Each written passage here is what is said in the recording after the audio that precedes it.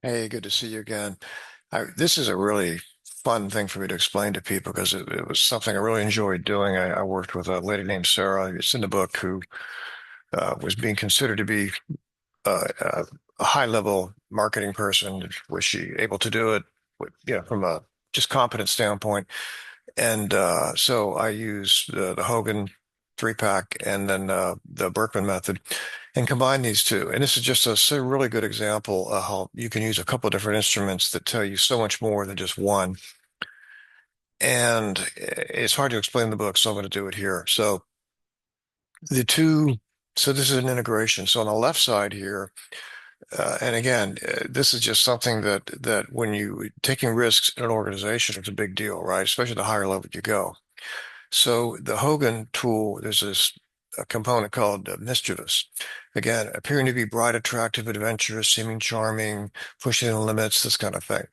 And Sarah's score here was 90, which is kind of a red flag for maybe she takes risks without considering consequences, this kind of thing.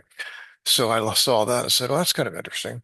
And then the over on the this graphic here, this is from the Berkman side. So these are obviously screenshots. I put it into one slide here, called insistence, approach to detail, structures, and so the way the Berkman works is you have the usual behavior people see from the outside, what you need from others, so you can be effective. And if you don't get your needs met, the stress behaviors that come out. So what this says is that she was a 92 was the score for Sarah. The norm was 75, so most people scored here, which would be very organized, very sequential, very orderly. And the red circle here, the ellipse, operates on carefully calculated risks.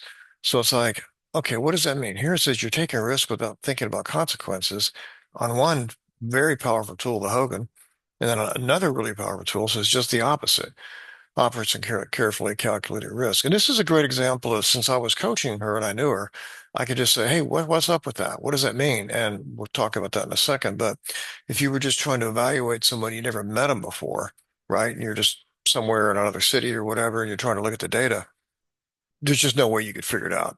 I don't think. Maybe it's just above my grade, right? But anyway, so I asked her about it. So what does it mean? And I'll read this, then we'll talk about it. So the risk on the Hogan side is necessary financial risk in the marketing world. Okay, so this is something that you you have to do that way. It goes with the turf.